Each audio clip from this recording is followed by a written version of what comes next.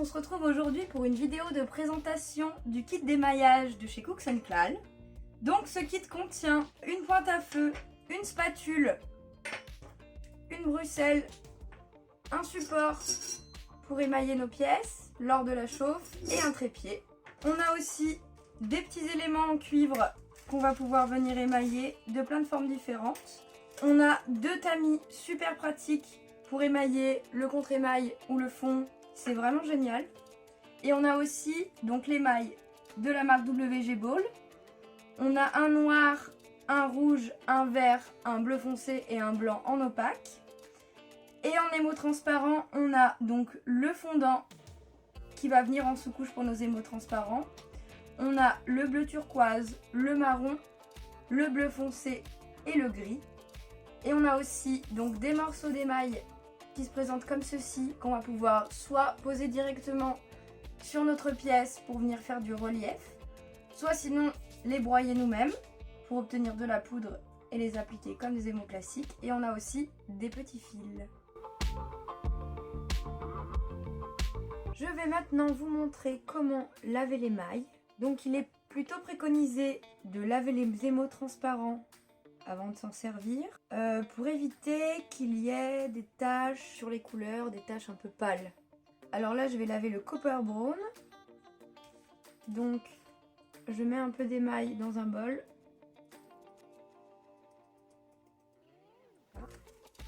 J'ajoute de l'eau. Alors il est préconisé plutôt de le faire avec de l'eau distillée, mais de l'eau du robinet fonctionne aussi très bien.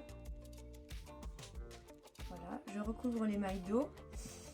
Et là, on va mettre en mouvement, en rotation comme ça, l'eau et l'émail. Et on voit que l'eau prend une couleur un peu laiteuse. Donc c'est cette eau qu'on va retirer. C'est en fait la poudre d'émail qui est trop fine.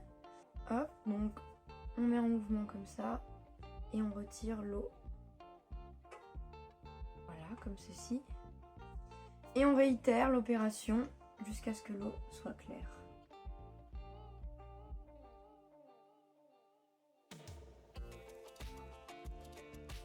Donc voilà, notre émail est propre, il ne reste que les gros grains qui nous intéressent. Ensuite, on peut soit le faire sécher sur du papier absorbant, donc j'en prends avec ma spatule hop, que je viens de poser sur le papier.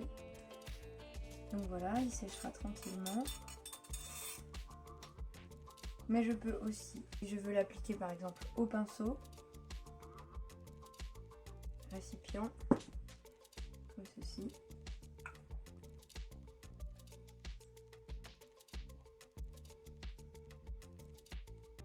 Et voilà, donc notre émail transparent est maintenant propre et on va pouvoir l'appliquer sur une plaque de cuivre. Alors je vais vous montrer maintenant comment on applique l'émail. Donc j'ai ma forme en cuivre ici que j'ai émrisée avec un grain 500. On peut aussi, si on veut appliquer des émaux transparents, polir notre pièce et donner un effet de fond et de texture. Donc une fois que notre pièce est émrisée ou polie, on la met dans un bain déroché, donc un bain d'acide sulfurique pour enlever l'oxydation.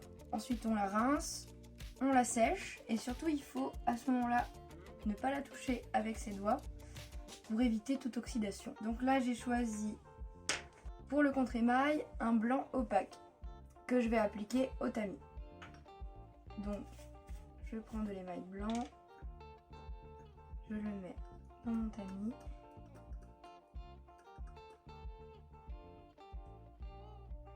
Je fais toutes ces opérations au-dessus d'une feuille propre pour récupérer l'émail qui tombe.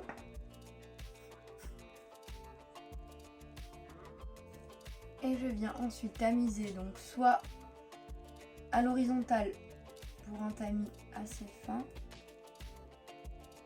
Voilà. Un dépôt très fin de la matière, un peu plus précis. Et sinon, on peut aussi l'utiliser à la verticale. Et là, ça va être un dépôt de matière plus global. Donc on va à déposer sur toute la pièce. Donc voilà, on essaye de faire quelque chose d'homogène, qui en est bien partout. Ensuite ici j'avais un trou pour la creuse, donc je vais avec ma pince à épiler creuser ce trou. Et enfin, je dépose la pièce. Je viens la prendre délicatement sur ma spatule. Je viens ensuite déposer ma pièce sur le trépied. Voilà, moi j'utilise plutôt les bords du trépied. Je viens la poser délicatement. Voilà. Donc là, je la mets directement sur le trépied puisque l'autre côté n'est pas émaillé. Sinon, je l'aurais mis sur le petit support. Pour la chauffe, j'utilise une torche qu'on peut se procurer assez facilement. Je la règle non plus pas très fort. Donc je vais utiliser le bout de la flamme bleu clair et je vais passer sous ma pièce pour venir la chauffer de façon homogène. Donc là, l'émail va avoir un aspect un peu cristaux de sucre, ensuite un aspect peau d'orange et enfin un aspect brillant. Donc là, on a les grains de sucre, la peau d'orange. On chauffe encore un peu et voilà l'aspect brillant.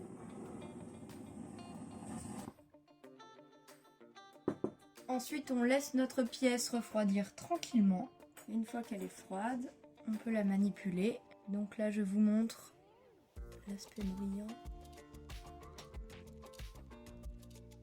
Là, c'est vraiment à la fin de la peau d'orange et au début du brillant. C'est parfait pour un contre-émail.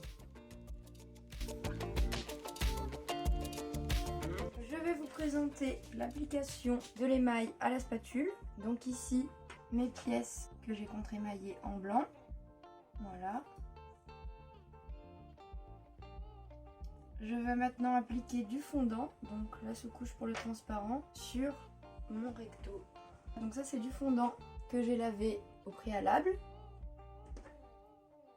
Je prends avec ma spatule un peu d'émail. Je la positionne au-dessus de ma pièce et je tapote légèrement ma spatule pour venir faire tomber l'émail sur ma pièce.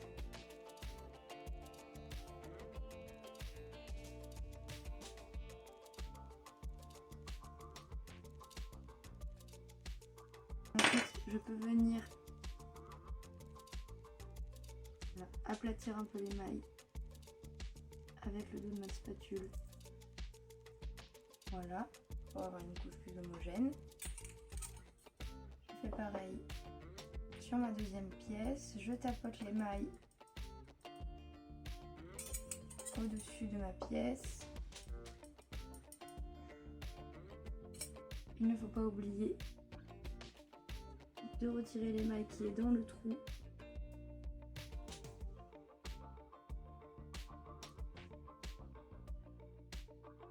Voilà, comme ceci. On dépose notre pièce sur le petit socle.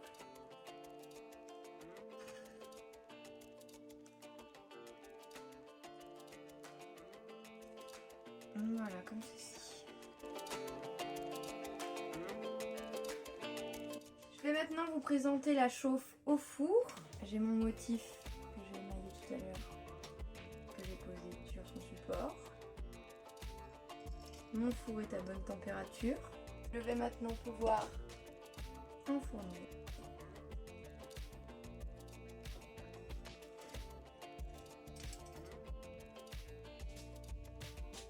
Je place ma pièce au centre du four, je referme et ensuite j'attends. Alors, le temps de cuisson dépendra de la chaleur de votre four, bien sûr, de aussi la taille de votre pièce. Donc on aura comme tout à l'heure, d'abord un effet sucre, ensuite peau d'orange et ensuite lisse. Alors pour voir si c'est bon, je sors ma pièce du four et je regarde. On laisse ensuite refroidir la pièce tranquillement et on se retrouve après pour l'émaillage.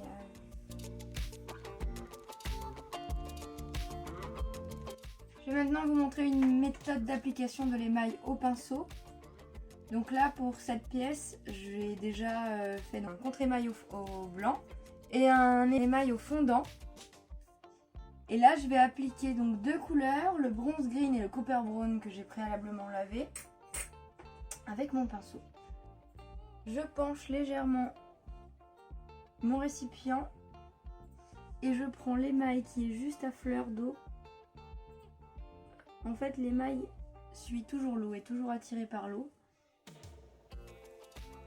Du coup, c'est moi avec mes gouttes qui vais devoir diriger là où je veux pour le déposer. Voilà.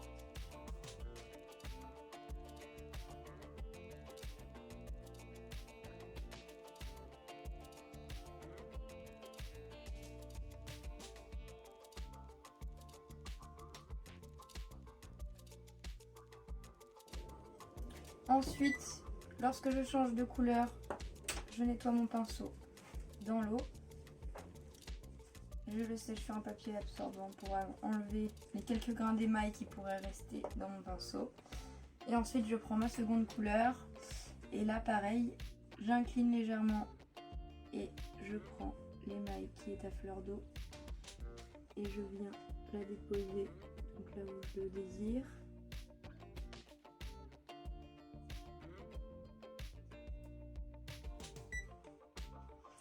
Et voilà, ensuite je prends un papier absorbant, je fais une petite mèche avec et je viens absorber l'eau en le déposant délicatement sur l'émail.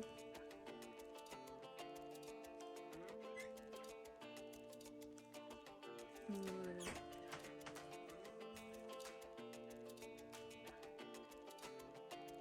Une fois que l'eau est bien absorbée, on prend bien garde. Si on a un trou qui s'est bouché, à le déboucher avant la cuisson.